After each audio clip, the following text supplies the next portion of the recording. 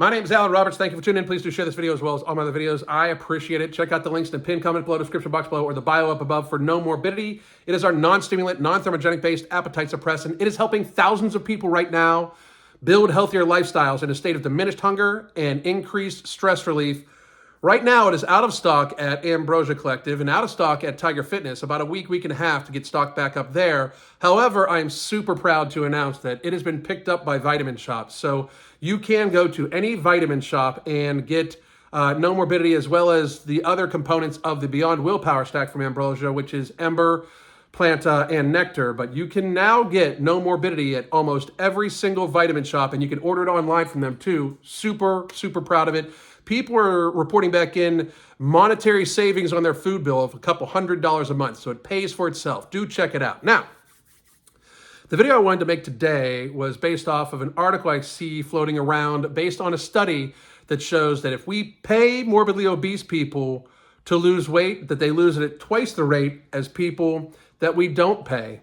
And I just want to say that even though I'm seeing lots of online debate about how this is a great idea and we should get on it, it would save us billions of dollars, I personally got to say, fuck that.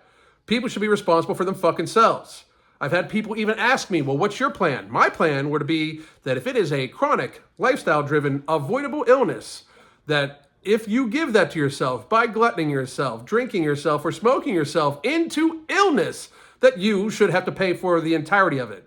It should be completely on you. That if you glutton yourself to a state of type 2 diabetes, you should have to pay for your diabetes medication and care out of your own pocket. Insurance shouldn't even cover it. Insurance should be in case something actually happens, not in case you actually do shit. Like, if there's an accident, great. If it is something like just, biological, fine. But if you abuse yourself into ill health, your insurance, in my opinion, should not be spread to everybody else. You should have to come out of that out of your own pocket. Or at the very least, a much higher premium for obese people. Because you see, making healthy people who actually try to stay healthy and don't access the healthcare system nearly as much statistically as people that in fact glutton themselves to a state of avoidable lifestyle-driven chronic illness, as is most of type 2 diabetes, most of cardiovascular disease, strokes, cancers. They are all lifestyle-driven in the vast majority. They should have to pay for those. Because you see, us incentivizing fat people to lose weight by paying them is in fact a slap in the face to people that stay healthy because they're fucking supposed to. If you don't give enough of a shit about yourself, that you will in fact glutton yourself to a state of ill health, we're going to pay you to then lose weight because you are so fucking privileged that you can afford to and have access to enough food that you glutton yourself into illness.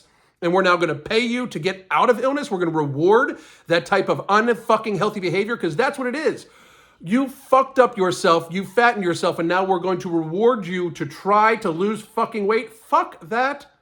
Pay for that out of your own fucking pocket. It is unfair to a child, the parents of a child who have type 1 diabetes, to have to pay the same amount for their diabetes medications for their child who, through no fault of their own or no fault of the child's own, gets diabetes.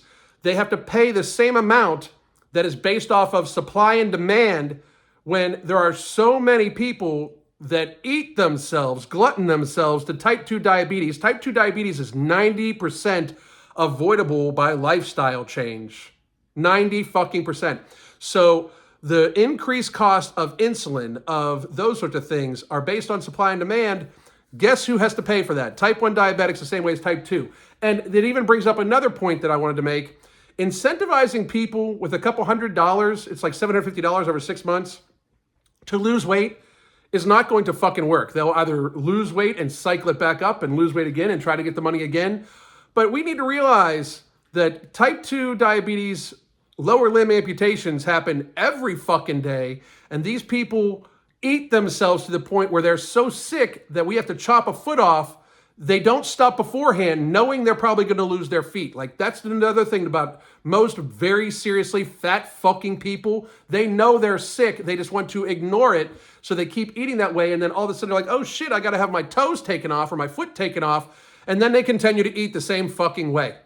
as somebody that's coached between my wife and I, over 1,000 people, people oftentimes do not give a fuck about their health enough to actually do something about it. Incentivizing them with a little extra money will only temporarily stop the problem, because they're going to go back to their fucking habits once you stop paying their ass. They need to want to do it for themselves, and they need to want to do it to encumber themselves less. And if they have to pay for all the issues that come with lifestyle-driven chronic illnesses out of their own pocket, it will be, in fact, encumbering, and it likely should. It might help save their life. God damn.